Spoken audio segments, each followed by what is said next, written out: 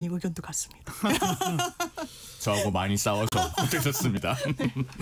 국민의힘 대변인 지내신 송영훈 변호사 어서 오십시오. 네, 안녕하세요. 다시 대변인 안 해요? 제가 당직을 맡기 어려울 것 같다고 말씀하지 않으셨습니까? 자, 두 분 또 나오셨습니다. 이번 주에 뜬 인물, 진 인물부터 정리해 볼까요? 장유민 변호사 뜬 인물. 저는 법률적으로는 징계 분명한데 정치적 반사이익을 얻는다는 점을 좀 무시할 수 없고 본인이 10분 활용하는 것 같아서 이진숙 전 방통위원장을 꼽아봤습니다. 예. 송영훈 변호사 금주 뜬 인물. 뜬 인물이 겹치네요. 저도 이진숙 전 방통위원장을 꼽아왔는데요. 왜 금주에 뜬 인물인고 하니 일단 먼저 사설을 하나 말씀드리면 원래는 제가 제 앞에 계시는 장유민 변호사님을 금주에 뜬 인물로 선정하려고 했습니다. 집권여당 대변인이 되셨으니까. 그런데 이 우리 정치는 일주일이 참 길어요. 금요일이 되니까 뜬 인물이 바뀌더라고요. 이진숙 위원장은 본인이 스스로 뭘 한 건 없는데 지금 비자발적으로 핍박 서사가 쌓이고 있습니다. 지난 1년 3개월 한번 돌아보면요. 이진숙 위원장이 방통위원장 후보자로 지명이 되니까 국회 과방위가 민주당 주도로 매우 이례적인 3일 청문회를 했습니다. 우리나라 국무총리도 지금 3일짜리 청문회를 안 하죠. 그리고 임명이 되니까 이틀 만에 민주당이 탄핵소추를 했죠. 그리고 10년 전 대전 MBC 사장 시절에 법인카드 쓴 내역도 지금 수사를 받고 있습니다. 그리고 집권을 하니까 국무회의에 못 나오게 해요. 못 나오게 된 사연도 대통령이 국무회의에서 방통위가 그런 방송법 방통위안을 만들어봐라 라고 했다는 말을 밖에서 전하니까 그다음부터 국무회의 나오지 말라는 이야기가 나왔습니다. 그리고 방미통일법 아예 법을 바꿔서 이제 면직이 된 상태죠. 그것도 모자라서 이제 어제 목요일에 체포되고 수갑차는 그런 상황까지 벌어진 겁니다. 이게 비자발적 핍박 서사가 쌓이고 있기 때문에 이렇게 되면은 뜬 인물로 되지 않을 도리가 없다라는 생각이 듭니다. 자, 금주의 진 인물 장유민 변호사. 저는 국민의힘 주진우 의원 꼽아봤는데요. 이제 화재 사고와 관련해서 문제의식 당연히 제기하실 수 있다라고 생각하는데 대통령이 이틀이나 침묵을 했다라는 건 이제 대통령의 공백을 제기한 건데 일단 국민들이 유엔 총회 오셨다는 걸 알고 있고 그 공백이 체감되지 않는데 그러니까 대통령실에서 일정을 상세하게 다시 환기를 했더라고요. 화재가 났던 시점에는 이제 귀국 비행기에 있었고 다음 날 긴급 보고를 들었고 그 다음 날에는 긴급 비대위를 주재해서 이제 상황 점검을 했다라는 건데 그러니까 대통령실에서도 물론 그러면서 이제 법적인 조치 우는 이렇게 거론을 했습니다만 또 주진 의원도 그렇다면 이제 예능 프로에 추석 특집으로 출연한 게 있으니까 이제 냉장고를 부탁해라는 프로그램과 관련해서 아직 방송은 안 됐죠. 방송은 안 됐지만 언제 녹화했냐. 이거 뭐 제보를 들었는데 이 부분과 관련해서 화재에 진압하고 그러던 시기랑 겹치는 걸로 보이니까 이거 나도 맛 고소하겠다. 이거 법률적으로 그렇다면 어느 시점인지 들여다보자. 저는 개인적으로 그래요. 이제 국회에 율사 출신들 법조인 분들이 많이 가는 게 잘 조응한다고 생각합니다. 법을 만드니까. 그런데 너무 법적으로 이렇게 만능주의로 가는 거는 율사 출신의 한계를 보여주는 것 같기도 하고 검사 출신의 또 한계를 다시금 이렇게 환기시키는 것 같아서 좀 아쉬운 마음에 주지훈 의원을 좀 꼽아봤습니다. 네. 이 부분은 제가 이따가 금주의 핫한 한마디에서 좀 더 말씀을 드리겠습니다. 알겠습니다. 자, 금주의 진인물 송영훈 변호사는? 예, 강훈식 대통령실 비서실장입니다. 이번 주 목요일에 JTBC 메인 뉴스에 출연했습니다. 그런데 거기서 어떤 말을 했냐면 기관장인이 제가 실세여야 한다. 이런 이야기를 했어요. 그런데 뭐 다들 잘 아시겠습니다만 명실이 상부하는 그러니까 이름과 실질이 부합하는 정말 실권자라면 내가 내 입으로 내가 실세입니다. 이렇게 얘기를 안 해요. 자기 입으로 실세라고 하는 실세는 없습니다. 그렇기 때문에 비서실장이 방송사 메인 뉴스에 나와서 내가 실세 맞습니다. 이렇게 이야기를 해야 되는 상황 자체가 지금 대통령실 내부의 권력 구조가 대단히 꼬여 있다는 걸 방증합니다. 이건 금주의 진인물로 꼽지 않을 도리가 없어 보입니다. 이진숙, 김현지 두 분 이야기 한번 해봅시다. 경찰이 체포영장을 이제 검찰을 통해 청구해서 법원이 발부를 했어요. 이걸 두고 일각에서는 뭐 여러 번 불러도 안 나오니 체포영장 가는 게 당연한 법적 수순이다. 그러나 또 그쪽에서는 아니 뭐 출석 날짜 다 조율하고 있었는데 이게 웬 체포영장이냐. 과잉 수사다. 뭐 어떻게 보세요? 과잉 수사라는 거엔 동의하기는 어렵고요. 제가 이제 경찰 출신 또 변호사한테 이야기를 들었더니 아마 경찰로서는 이 현직 장관직 이었던 그 신분에 강제 이렇게 소환을 하고 하기는 상당히 어려웠을 거라는 거예요. 그래서 역설적으로 어떻게 보면은 좀 예우를 해줬던 것 같다. 근데 그럼에도 불구하고 계속 안 나왔습니다. 본인이 27일 본회의 이야기를 많이 하시던데 이때도 사실상 정치 행위를 하러 간 걸로 보이거든요. 본인이 의무 출석이 아니고 내 사형 집행을 내가 목도하러 간다라는 취지로 이야기를 했었단 말이에요. 방미통이 그 법안이 통과되는 날 관련해가지고 필리버스터 때도 뭐 그렇고 그러면은 이게 소환에 불응할 사유라고 법적으로는 평가하기가 좀 어려운 사안이고 그리고 카운터하는 그 숫자가 다르긴 합니다만 6번이나 안 나갔다는 게 경찰의 주장이면 경찰의 주장만 있었던 건 아니잖아요. 이걸 검찰이 이거는 충분히 청구할 사안이라고 봤던 거고 실무에서는 3번 안 나오면은 영장 청구를 하니까요. 법원도 이 정도면은 강제로 체포영장 발부가 필요한 사안이다라는 부분이 있기 때문에 이걸 너무 이진숙 전 위원장이 정치적으로 활용하는 거는 보기 안 좋은 것 같습니다. 일단 출석 요구 횟수를 따지기 이전에 그것도 저는 6번이 아니고 카운트를 정확히 해보면 훨씬 더 적다고 봅니다만 지금 체포영장이 인터넷에 공개가 돼 있거든요. 그래서 그 별지에 붙어있는 혐의 사실이 다 나와 있습니다. 제가 하나하나 다 읽어보고 왔는데요. 이거 일단 죄가 안 돼요. 뭐냐면 정치적 중립 의무에 벗어났다고 해서 바로 형사처벌이 되는 게 아닙니다. 국가공무원법 65조 2항에 보면요. 그게 구성 요건이 명확하게 정해져 있어요. 선거에서 특정 정당 또는 특정인의 지지 또는 반대하기 위한 행위 해서 1호부터 5호까지 행위의 유형이 열거되어 있습니다. 그럼 일단 어느 선거에서 이익을 주거나 불이익을 주려고 하는 행위인지가 특정이 돼야 돼요. 체포영장에 보면 그거 특정도 못하고 있습니다. 그리고 본인이 탄핵소추를 당한 상태에서 유튜브에 나가서 항변을 했던 시기는 작년 9월 10일부터 10월 4일까지잖아요. 그러면은 대선과도 한참 멀리 남았어요. 그리고 올해 4월 재보궐선거와도 무관한 시점입니다. 그리고 탄핵소추를 당한 상태에서 그럼 고위공무원은 언론이나 미디어에 나가서 본인의 자기 항변도 할 수 없는가? 라고 보면 이것을 선거와 관련된 발언을 해석하는 것은 대단히 무리하거든요. 그리고 올해 3월 23일에 그 이진숙 전 위원장이 페이스북에 올렸다고 하는 그 글, 그것도 시점이 대통령 탄핵 심판 선고 기일도 정해지기 전입니다. 대선 실시 사유가 확정되지도 않았기 때문에 대선과 연결짓는 것이 무리고요. 그리고 그 내용 자체에서도 내가 정치적 중립 의무에 관한 논란으로 감사원에 고발돼서 조사도 받고 있기 때문에 매우 주의해서 얘기한다. 그러나 이재명 대표에게 그 방통위 상임위원 추천 문제를 얘기하려는 것이다라고 명확하게 전제를 하고 시작을 합니다. 그러면 이런 글들이 다 국가공무원법 위반이나 공직선거법 위반이 될 수 있냐라고 보면 범죄 혐의의 소명 자체가 안 된다고 보여져요. 횟수에 관해서는 제가 조금 이따가 다시 한번 말씀드리겠습니다. 범죄 자체가 안 된다는데요? 저는 된다라는 입장인데요. 뭐 의견은 달리하실 수 있지만 일단 국가공무원법에 이 정치운동의 금지라고 되어 있는데 공무원은 특정 정당 또는 정치 단체를 지지 또는 반대하거나 공직선거에서 특정 후보자를 지지 또는 반대하는 의견을 여러 이제 공개된 장소에서 하면 안 된다. 그러니까 이제 워딩을 보면 민주당과 좌파 세력은 상상 이상의 것들을 할 수 있는 사람들이고 본인을 직무집행 정지시키게 된 탄핵과 관련해서는 지금이라도 직무유기의 현행범으로 이제 문제를 삼을 수 있다라고 하는 건 상당히 정파적인 발언이라고 생각이 들고 이제 시기와 관련해서는 저도 이게 공직선거법 위반이면 선거가 있어야 될 텐데 어떤 부분인가 했더니 체포영장에는 기본적으로 2025년 4월 6일의 재보궐선거에 영향을 줄 또 21대 대선에도 영향을 줄 수 있는 선거법 위반의 사전 선거운동의 성격이 있다라고 해서 저는 뭐 향후 뭐 무혐의가 될 가능성도 낮다고 생각합니다만 들여다봐야 되는 또 고발이 진행됐으니까 그런 사안이라고 생각하고 그리고 아마 일각에서는 정치적 반사이익이 크니까 일부러 안 나간 또 가능성도 있지 않겠느냐라고 합니다만 뭐 그렇게까지는 생각할 수 할지는 열어둬야 되겠지만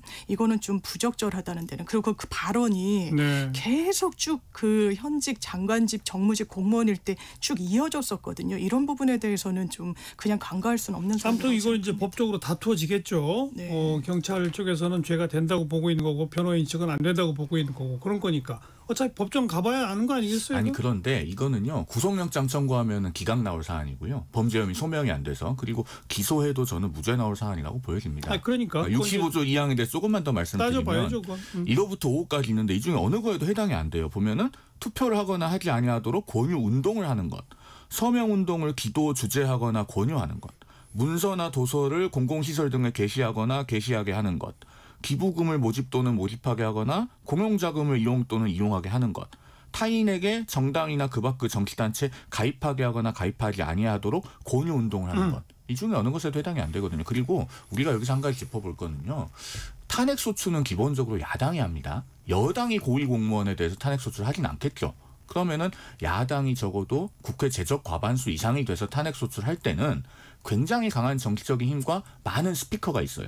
최소 151명의 야당 국회의원들이 행정각부의 장에 대해서 탄핵소추를 해놓고 한마디씩만 돌아가면서 한다고 해보십시오. 얼마나 많은 파워가 있습니까? 그런데 탄핵소추를 당한 공무원은 직무가 정지되는 걸로도 모자라서 본인이 언론 인터뷰나 미디어에 나가서 자기 항변도 못한다고 하면 그렇게 불균형하게 법을 해석할 수는 없어요. 그리고 그 과정에서 설령 다소 격한 표현이나 과한 말이 있었다고 하더라도 그것은 정치적 표현의 자유가 보호해줘야 되는 영역인 겁니다. 아무튼 이진숙 위원장 취임할 때부터 시작해서 거듭거듭 여러 번의 이 정말 스토리가 만들어져 가고 있고 법률 바꾸면서 면직시키고 그다음에 또 바로 수갑 채워서 체포하고 어찌 보면 물론 정부 여당에서는 지난번에도 말씀드렸지만 새로운 이 방송 3법 통과시키고 나서 그 KBS, MBC, EBS의 새로운 어떤 그 이사진이나 이런 걸 선임하려면 다 방통위를 거쳐야 되는데 방통위가 식물 상태는 이건 그대로 둘 수 없으니 시간적인 시급함이 없지 않다. 이건 동의할 수 있지만 너무 한 사람한테 집중시키는 거 아니에요? 결과적으로 그래 보이는 부분이 있는데 본인이 이런 상황을 아까도 말씀드렸다시피 자초하는 거예요? 자초한 측면도 저는 개인적으로 있더라고 보고 너무 부적절한 거예요. 이를테면 국회에 나와서 말하는 태도도 그렇습니다. 5.18 폄훼글에 좋아요를 눌렀어요. 그때 의원들이 지적을 합니다. 이게 방송통신의 장으로서 과연 정치적 중립성을 떠나서 정확한 역사의식을 갖고 있는지 물었을 때 앞으로 손가락 운동에 주의하겠습니다. 비아냥거렸어요. 이거는 국회한테 무례한 게 아니라 국민한테 무례하다라고 생각하고요. 그리고 물을 수 있는 현안들. 왜냐하면 왜 이를테면 일요일 새벽에 법인카드 결제를 해서 커피나 이런 걸 사 마셨냐라고 하면 자기는 문제될 행동을 저는 하지 않았습니다라고 어떻게 보면 대단히 좀 무책임한 발언으로 일관한 거는 저는 법적인 그런 부분을 떠나서 그 직을 수행하기는 부족하다고 생각하거든요. 근데 결과적으로 그런 것 같아요.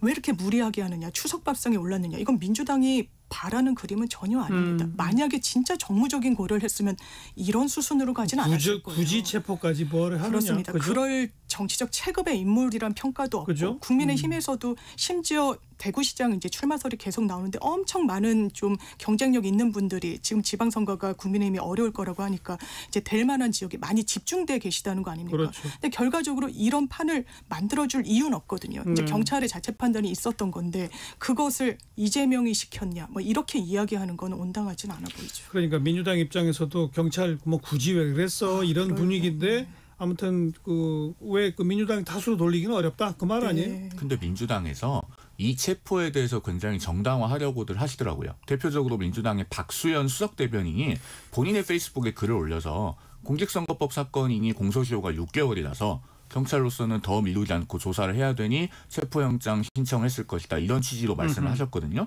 그런데요. 우리 시청자들께서도 많이 오해하고 계시는 부분일 텐데 이 사건은 공소시효가 6개월이 아닙니다. 공무원의 선거 범죄는 공직선거법에 특례 규정이 따로 있어요. 예. 공소시효가 10년이거든요.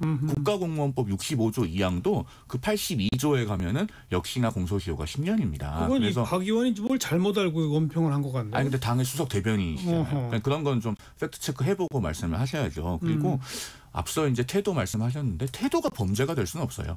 이 사안의 핵심은 정권이 보기에 좀 불편한 말을 했기로서니 출석에 불응할 염려는 없는데 과연 그런 사람을 체포해서 수갑까지 채움으로써 정치적 표현의 자유를 위축시키는 것이 맞냐라는 것에 있거든요. 2010년에 아마 우리 시청자들 중에서 기억하시는 분들도 계실 텐데 G20 포스터 쥐그림 사건이 있었습니다. 어떤 대학 강사가 당시에 G20 정상회의 홍보 포스터에 이명박 전 대통령을 풍자하는 의미로 쥐그림을 그려 넣었거든요. 그런데 그걸 공용물건 손상으로 기소를 해서 벌금형이 나왔습니다. 그 당시에 정치적 표현의 자유를 위축시키는 거라고 진보 진영에서 굉장히 많은 비난이 있었어요.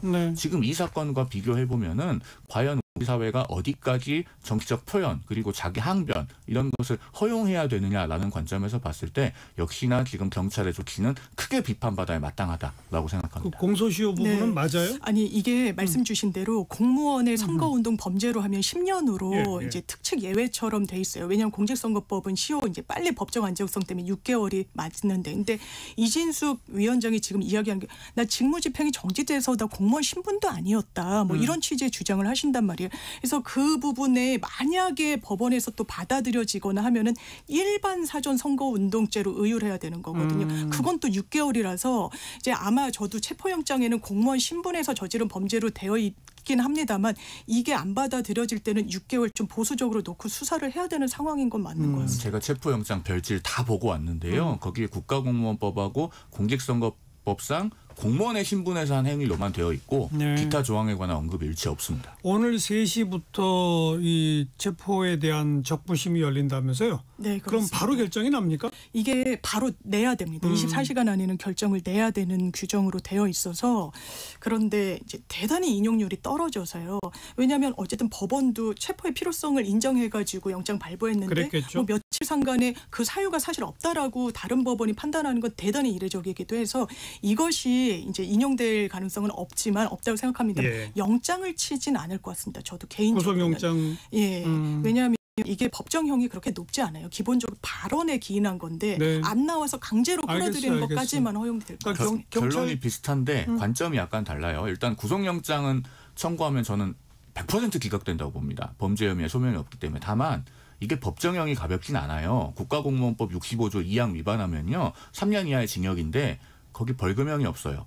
유죄가 확정된 순간 공무담임권에 제한이 생겨요. 그래서 더더군다나 신중하게 해석해야 되고 가급적이면 그 범위를 좁혀서 해석해야 되는 조문입니다. 그래서 제가 더더욱이나 죄가 안 된다고 보는 거고요. 그다음에 체포적부심은 통계적으로 체포적부심과 구속적부심을 합해서 사법연감 2024년 통계 기준으로 인용률이 7.97%예요. 한 8% 되는데 이게 통계가 낮아서 제가 인용된다고 확언은 못하겠습니다만 앞서 말씀드린 것처럼 과연 이게 범죄 혐의 소명이 있느냐. 그리고 6번이라고 하는데 9월 9일부터 보낸 출석 요구서가 3번이래요. 그런데 그날에 이미 변호인이 이진숙 위원장의 변호인이 경찰 측과 협의해서 9월 27일에 나가기로 했었다.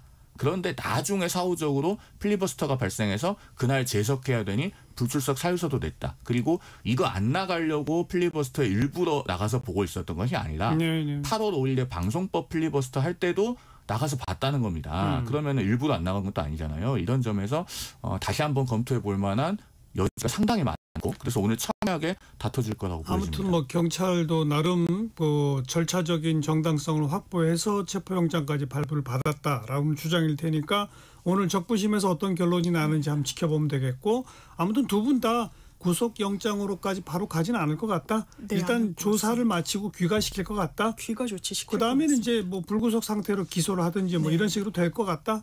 알겠습니다. 1시 30분 좀 지났네요. 잠깐 교통정보 전해드릴게요. 공인혜 씨. 네, 이 시각 교통정보입니다. 고향 가는 길 하행선 최대 정체 시간이 지나가면서 이제는 경기 수도권의 정체가 충청 이남으로 옮겨가고 있습니다. 경부고속도로 부산 방향 신갈과 남사 부근 주춤하다가 입장부터 천안 분기점 또 목천 일대로는 16km 구간, 이후로는 옥산부터 주감 휴게소, 회덕부터 비룡 쪽으로는 한 번에 37km 구간이나 막혀 있고요. 중부 내륙고속도로 창원 방향 여주 분기점부터 밀리기 시작해 문경과 상주, 낙동 분기점 부근으로 서해안선 목포 쪽은 서서울 요금소와 화성 부근 더디다가 바람부터 서해대교까지는 19km 구간, 또 당진과 동서천, 군산 일대로도 속도 뚝 떨어집니다. 한편 인천 쪽 영동고속도로 사고 구간인 둔대 분기점에 1차로 통행은 재개됐지만요. 2, 3차로가 여전히 차단돼 뒤로 정체가 이어지고 있습니다. 연휴 기간 사고 없는 장거리 운행을 위해선 전방 주시와 주기적인 휴식도 반드시 지켜주셔야겠습니다. KBS 교통정보센터였습니다.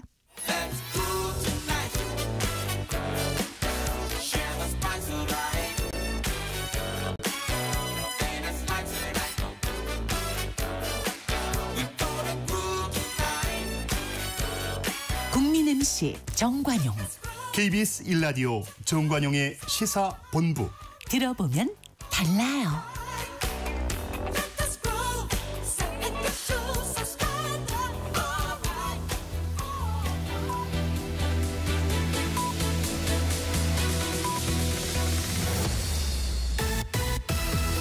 고두절미 각설하고 고고고.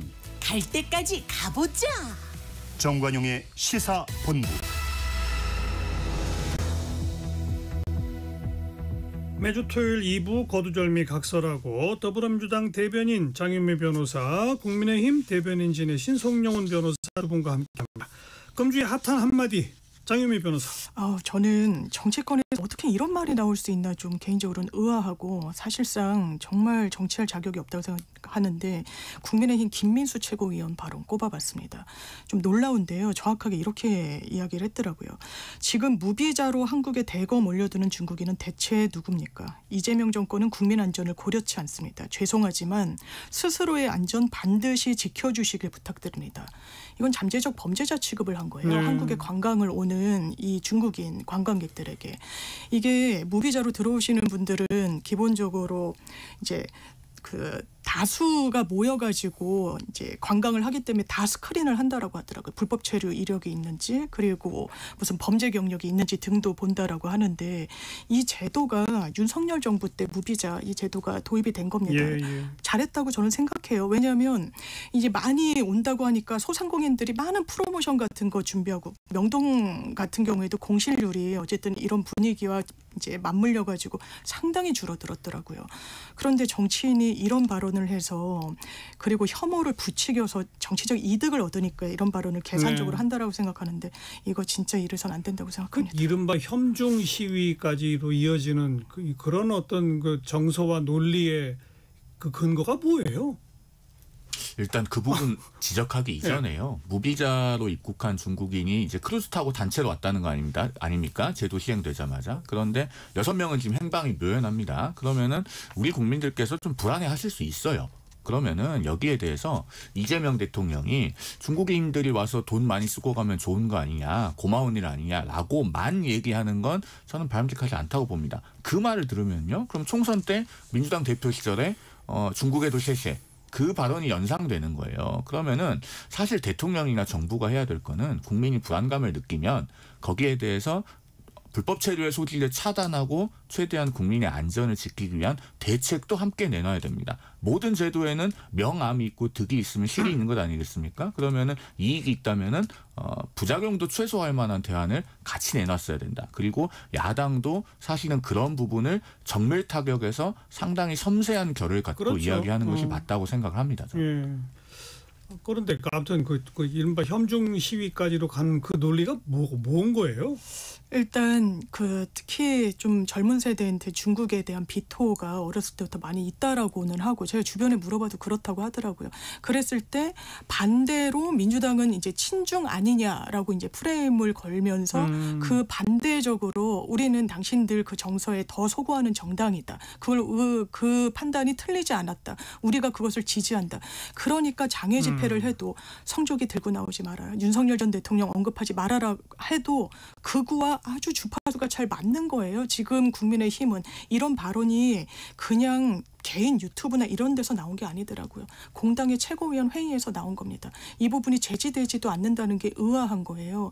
국민의힘이 이렇게 가서는 정말 저는 대한민국이 좋지 않다고 생각합니다. 근데 이제 민주당도 이거는 좀 한번 생각을 해보셔야 되는 게 어떤 혐중이라고 부를 만한 정도의 발언으로까지 나아간다면 그건 좀 재고해봐야 되겠지만 한편으로 우리 사회에서 중국에 대한 그 반중 정서는 상당히 광범위하게 퍼져 있는 것이 현실입니다. 그건 중국이 지난 한 10년 동안 한한령을 비롯해서 우리 진출했던 기업들 그리고 교민들에게 여러 가지 불이익을 가해왔던 것이 누적되어 있고 또 중국의 소프트 파워라고 하는 것이 대단히 미약하지 않습니까? 그런 것들이 종합적으로 반영된 현실이고 최근에 그래서 한국갤럽에서 주변 국가들에 대한 호감도 인식조사를 했는데 중국에 대해서는 극히 미미한 수준으로 나왔었어요. 그러면은 이런 것은 어쨌든 정부가 정책을 펼 때 딛고 있는 현실인 겁니다. 이걸 애써 무시하면서 너희가 틀렸다라고만 해서 그 정서가 달라지지도 않을 뿐더러 뿐더러 여러 가지 대외 정책이 국민의 공감을 얻기도 어렵다라는 점은 함께 짚어봐야 될 요소라고 생각합니다. 물론 국민들이 이런저런 일로 특정 국가에 대해서 좋아하는 마음, 싫어하는 마음 먹을 수 있고 그런 게 또 시기별로 다르게 표출될 수 있어요. 그런데 특히 이런 문제에서 정치인들은 정말 신중해야 되거든요. 그런데 그런 점이 좀 아쉽다. 그 정도 말씀드리고 성룡훈 변호사 금주의 핫한 한마디. 예. 제작사와 관계기관은 해당 편 촬영 일자, 촬영 시간을 명확히 공개하여 주시기 바랍니다. 자, 이 말은요. 앞서 서두에서 장 변호사님이 진인물로 꼽아주셨던 국민의힘 주진 의원이 한 얘기가 아니고요. 인터넷 커뮤니티 DC 인사이드에 가면은 여러 가지 갤러리라고 불리는 게시판들이 있습니다. 그중에서 이 JTBC 예능 프로그램 냉장고를 부탁해 팬들이 모인 갤러리가 있어요. 여기 이용자들 일동이 어제 낸 성명문입니다. 거기에서 이렇게 촬영 날짜와 시각을 명확하게 공개해달라라고 요구를 하고 있어요. 그리고 뭐라고도 얘기하냐면 촬영 장소 대관 및 경호 교통협조 등 외부 지원이 있었다면 그 범위와 절차를 투명하게 설명함으로써 국민적 의혹을 조속히 불식시켜주길 요청드립니다. 이렇게도 말하고 있습니다. 자, 이 논란이 왜 불거지고 있냐면 지금 이재명 대통령 부부가 이 예능에 출연하기 위해 녹화를 했다고 지목되고 있는 날짜가 이번 주 일요일입니다. 국정자원 화재가 발생한 다음 날이잖아요. 국가행정망 전산망이 마비돼서 사고 수습에 여념이 없고 복구가 절실한 시기에 과연 예능에 나가서 출연하고 있었어야 되겠는가라고 하는 게 첫 번째입니다. 민주당은 그동안에 누차 청와대, 대통령실이 재난의 컨트롤 타워다 이렇게 이야기하지 않았습니까? 게다가 두 번째로 과거에 이재명 대통령이 이런 논란을 빚은 적이 있어요. 경기도지사 시절에 2021년 10월 그 이천 쿠팡 물류창고 화재 사건 때 우리 소방관 한 명은 화재 진압하다 순직했습니다. 본인은 맛 칼럼니스트 황교익 씨하고 떡볶이 먹방 찍고 있었잖아요. 그 사건을 국민들께서 연상할 수 있는 일이고 그다음에 어제 아주 불행한 일이 또 발생했지 않습니까? 복구를 총괄하던 그 행안부 공무원이 안타깝게 유명을 달리하는 일이 발생했는데 정말 이거 진영을 떠나서 다 같이 애도하고 고인의 명복을 빌어야 할 일이고 이런 상황에서 그 예능 프로그램이 내일 예정대로 방영되는 것이 옳겠는가까지 문제가 연결되는 거예요. 이건 뭐 정치적인 문제를 떠나서 인간에 대한 예의 문제 아니겠습니까? 그 국가적인 사고가 발생해서 고생을 하던 공무원이 돌아가셨는데 대통령은 그 장례가 다 마치기도 전에 예능에 나와서 화면에 비춰지면 그게 국민들께 어떻게 보이겠는가라는 부분까지 고려해서 지금 방영 연기를 요청한 것이다. 라는 부분까지 말씀드립니다. 장 변호사. 예, 그러니까 주진 의원이 이건 본인의 SNS에 올렸어요. 이 날짜와 관련해서 냉장고 부탁해 사전 녹화 시점 관련해서 복수의 관계자로부터 국정자원 화재 후인 9월 28일이다라는 제보를 받았다고 해서 이제 본인이 문제 제기를 전격적으로 하고 있는데 이 부분과 관련해서 그렇습니다. 이제 화재를 진압하는 거 매우 중요하죠. 이제 송 변호사님 짚어주신 대로 컨트롤 타워 역할을 대통령실이 해야 되는 것도 맞고, 근데 대통령이 이 이후에 점검을 하는 것 이외에 더 뭐 할 수 있는 상황은 아니고 이게 복구하던 과정 중에 이 촬영도 있었던 거여서 왜냐하면 화재 다음 날이니까 이제 복구와 그런 부분에 대해서 그리고 이 프로가 무슨 뭐 웃고 떠들자고 가는 게 아니라 이제 대한민국 음식 문화 그리고 뭐 한류와 같이 해가지고 한식 컨텐츠를 또 홍보하는 그런 장으로 활용되기 위한 부분이어서 물론 뭐 문제 제기하실 수 있다고 생각합니다만 좀 과도한 측면이 있다고 생각합니다. 이건 뭐 시청자분들이 판단하겠죠. 뭐 대통령이 무슨 일 터지면 그럼 아무것도 하지 말란 얘기냐라는 주장도 있을 수 있고 그래도 시점이 현명치 못했다라는 주장도 있을 수 있고 그럼 여러분들 한번 판단에 맡겨보고요. 아까 강훈식 비서실장 얘기한 게 결국 이제 김현지 부속실장 얘기를 하려고 꺼낸 거 아니겠습니까? 우리가 이 방송에서도 아니 총무비서관이 당연히 국정감사에 나가는 건 뭐 너무나 당연한 일인데 대통령실에서 못 나갈 사유가 있다. 지금은 밝힐 수 없다. 조만간 알게 될 것이다라고 하는데 정말 궁금하다. 그게 뭐지? 했더니 보직이동이었어요. 인사였더라고요. 총무비서관이 아니라 이제 부속실장으로 간다. 뭐 이런 거 궁금증은 풀어졌는데 이걸 두고 야당에서는 국정감사에 안 나갈 수 있는 자리로 일부러 옮겨준 거다라고 하는 얘기도 있고 여권 쪽에서는 뭐 대통령과 가장 오랜 시간 함께한 사람이니 부속실장 자리가 오히려 맞는다. 뭐 이런 시각도 있고 어떻게 봐야 됩니까? 그러니까 이제 야당 측에서는 안 나오려고 옮긴 거 아니냐 이건데 그건 일단락된 것 같아요. 우상호 정무수석이 여러 방송과 이제 100% 나간다 뭐 그랬죠. 100% 나간다. 그러니까 이제 또 추가적으로 제기되는 것은 아니 그럼 나간다고 하지 왜 국회에서 여야가 합의하면 나가겠다라고 하느냐. 그런데 일단 대통령 참모잖아요. 본인이 합의되지도 않고 그냥 아무것도 진행되는 게 없는데 국회에서 내가 나가겠다. 그거야말로 오만한 거잖아요. 절차에 맞지도 않고. 그러니까 원론적인 차원의 이야기를 한 것 같아요. 그래서 증인으로 채택되고 이런 과정이 있으면 국회 운영위에서 대통령실 살림살구하는 부분이 내가 지금은 뭐 관행적으로 국회에 나가지 않았던 제1부속실장 자리지만 그 직전까지는 총무비서관이었고 제일 정확하게 답변할 수 있는 지위에 있는 것도 사실이니 나가겠다. 예. 그러니까 뭐 박지원 의원 같은 분은 직접 통화도 해봤다. 그런데 뭐 아주 열심히 나가서 설명하겠다고 하더라라는 취지로 이야기를 해서 이거는 사실상 이제 일단락된 게 아닌가. 해소된 사건이다. 그리고 뭐 학력을 아니 뭐니 했는데 아주 과거에 인연이 있던 또 의회 박원석 전 의원이 내가 원래 알던 뭐 아는 건너 후배인데 어느 대학을 나왔고 어떻게 했고 이런 부분까지 이제 드러난 것 같습니다. 예. 아직까지 해소가 안 됐죠. 아니 왜냐하면 증인 채택으로 합의를 해서 본인이 증인으로 나와야 문제가 해결될까 말까 한 거예요. 그런데 아직도 안 나오고 있고. 지켜봅시다. 아니 지금 상황이요. 일단 우상호 정무수석이 이번 주 수요일에 한겨레하고 인터뷰하면서 100% 나올 거다라고 했거든요. 그런데 지금 며칠이 지났는데 아직도 합의를 안 해주고 있습니다. 그렇기 때문에 논란이 계속되고 있는 거고 이 인사는요. 잘 보시면 일단 제2부속실장을 공석으로 만들면서까지 한 인사입니다. 그리고 발표문에 김현지 총무비서관이 다른 보직으로 간다는 얘기가 없었어요.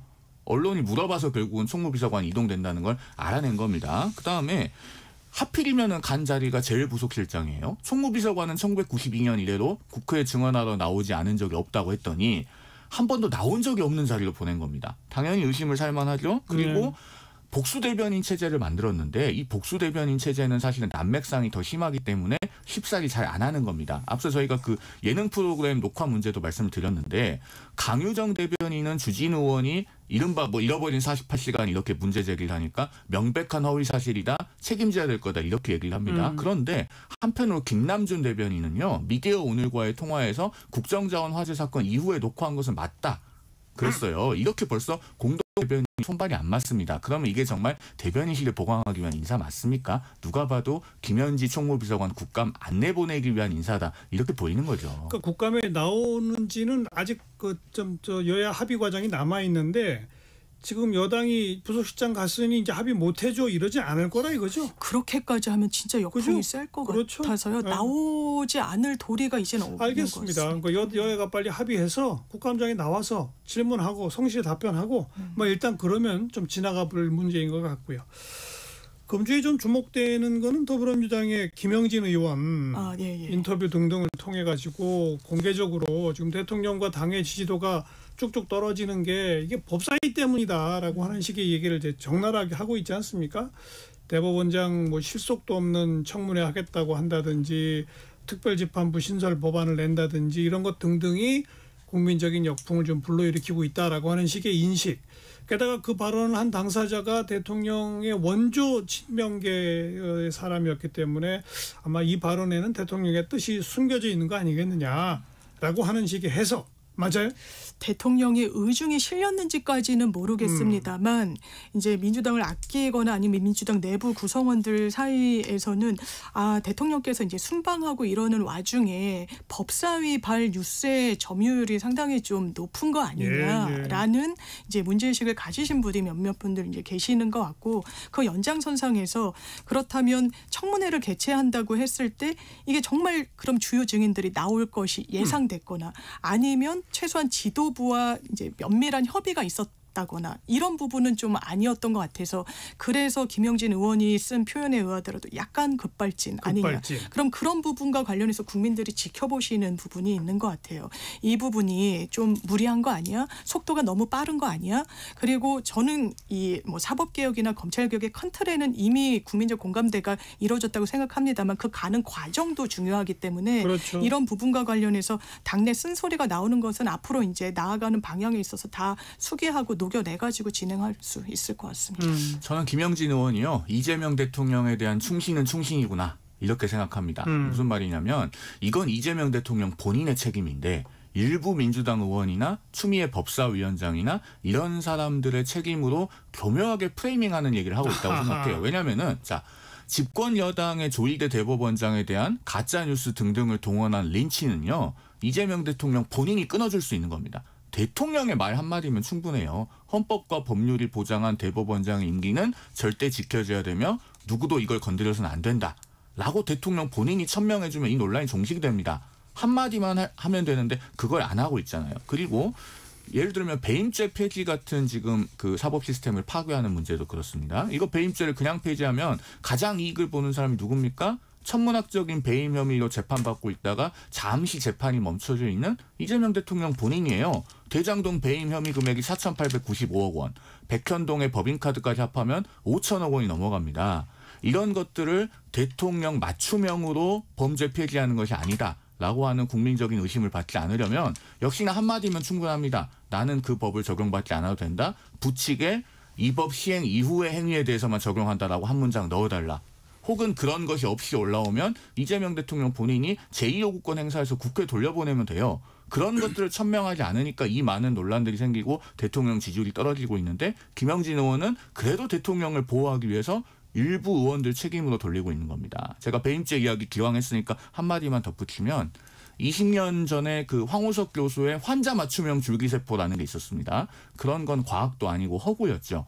대통령 맞춤형 범죄 폐지는 입법이라고 할 수도 없는 것이고 개혁이라고 할 수도 없는 겁니다. 그런 거 하면 안 됩니다. 주로 이제 대통령 탓이다 이런 걸 말씀하셨습니다만 저는 뭐 우리 방송에서 법사위가 실속도 없는 청문회 같은 거를 왜 하느냐라는 지적은 내가 여러 번 하지 않았습니까? 그런 지적이 있었죠. 바로 이제 그런 게 여론에 악영향을 미치고 중도층을 떠나게 한다라고 하는 인식 때문이었는데 바로 그런 반응이라고도 볼 수 있는 거죠. 거기에 따른 반응이라고 보는 게 맞을 것 같고요. 네. 김영진 의원님이 그런 부분에 대해서 이제 강한 문제의식을 갖고 있고 본인이 처음에 왜냐하면 저희도 저번 주에도 이 유사 주제를 김영진 의원 그 발언으로 다뤘었는데 한 번 더 나온 거 아니겠습니까? 맞아요. 더 세게 발언했죠. 더 세게 발언했죠. 그러니까 뭔가 이제 제동을 거는 목소리가 민주당 내부에서도 좀 제기될 필요가 있다라는 문제의식이 강력하게 발동된 것 같고, 그러니까요. 예, 그게 꼭 대통령과의 교감이라기보다는 본인 자체가 정치적 체급이 큰 이제 정치인이기 때문에 이제 말에 무게를 실어서 한 것 같고 아마 이제 대통령이 꼬리를 끊고 싶으실 수도 있겠지만 이제 송 변호사님 말씀처럼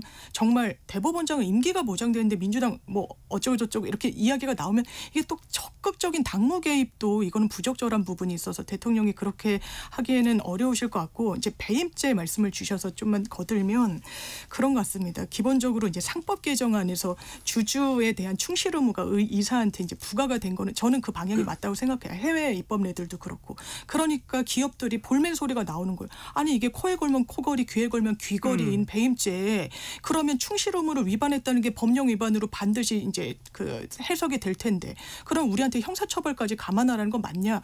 그래서 이 부분은 지난 정권 때 이복형 금감원장이 아니 배임죄는 너무 많이 처벌하고 형도 너무 높아서 이거는 둘 중에 존속과 폐지 중에 그냥 하나를 선택해야 되면 이건 폐지가 맞다라고 오히려 보수 쪽의 이슈인 측면이 있죠. 그리고 상법 개정과 같이 좀 균등하게 하려면 좀 같이 가는 게 맞다라고 생각합니다. 근데 여기서 핵심은요. 소급 적용 여부거든요. 네, 예. 우리가 피고인에게 이익이 되는 형법 개정이 있으면 그건 소급 적용을 합니다. 부칙에 아무런 규정이 없으면. 그런데 법안을 공포하는 건 헌법상 대통령의 권한이거든요. 대통령이 자기 재판 면소되는 법안을 셀프 공포하는 게 맞습니까? 이건 정말 국가의 본질에 직결되는 문제거든요. 그러면 민주당도 정말 책임 있는 집권 여당이면 자 배임죄에 대해서 가사 정책적으로 폐지하는 것이 옳다고 생각할지언정 소급 적용? 그렇죠. 그 부칙에 한 문장 넣으면 돼요. 이 법 시행 이후의 행위에 대해서만 적용한다. 근데 그걸 극구하지 않으니까 이 모든 문제가 생기는 겁니다. 이거 부칙 없이 그냥 통과되면요. 셀프 면소법 맞습니다. 자, 좌우간 그건 그렇고 뭐 이런 또 김영진 의원 등등의 발언이 나오면 이제 법사위 좀 달라집니까? 추미애 위원장 말 들어요? 그러니까 추미애 의원이 국회의장의 그 체급이신 분이잖아요. 그러니까 본인의 정치 행보를 누가 무슨 말을 했고 무슨 말을 안 했고라고 해서 거기에 일희일비하면서 움직이실 분은 아니지만 그러니까요. 본인도 이제 여러 분야에서 지금 이제 지방선거 채비를 하고 준비를 하고 근데 지방선거 채비라는 건 기본적으로 중도층 마음을 잡아야 되는 부분이라는 건 거의 정치인한테 숙명이어가지고 물론 본선까지 가는데 당내 경선을 거쳐야 되는 그런 부분이 더 어떻게 보면 좀 강한 목소리를 내는 분들한테 1차적으로 소구해야 되지만 추미애 의원님은 거기에는 부족함이 없으신 분이라서 더 확장성의 이 과제가 좀 놓인 부분과 관련해서 아마 여러 당내 의견을 청취하지 않을까 생각합니다. 최근에 뭐 대통령과 여당의 지지도가 뭐 좀 문제가 생긴다라는 것도 뿐만 아니라 다음 지방선거에서 여당 후보가 당선돼야 되느냐 야당 후보가 당선돼야 되느냐 이런 질문을 한 것들을 보니까 아주 아슬아슬하더라고요. 박빙이더라고요. 서울. 아니, 그러니까 뭐 지금 국민의힘 이래가지고 내년 지방선거 폭망한다 뭐 또 그랬던 분위기가 이제 또 확 변하고 있거든요. 그럴 수 있어요. 이런 건 무시할 수 없는 거거든요. 뭐 저희 당으로서도 반사 이익에만 만족하려고 하는 태도를 보여서는 그 반사 이익이 오지는 않을 겁니다. 그러니까 굉장히 처절하게 변화하고 쇄신하려는 움직임을 보여야 돼요.